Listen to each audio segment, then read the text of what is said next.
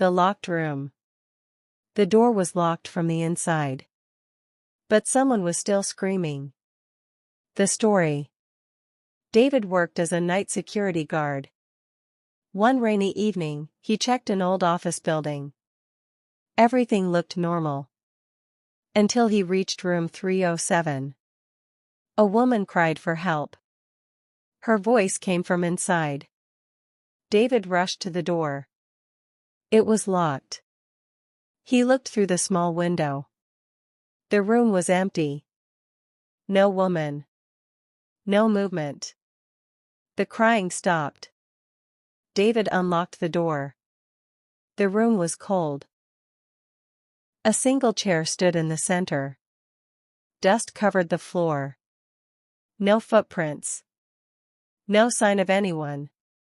He searched every corner. Nothing. Then, the door slammed shut.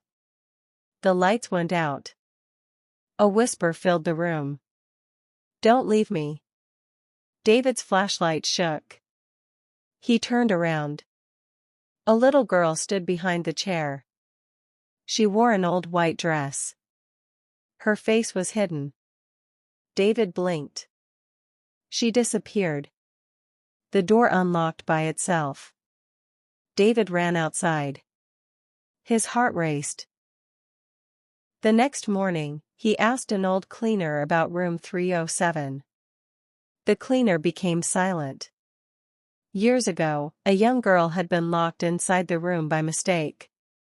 No one heard her cries. She died before help arrived.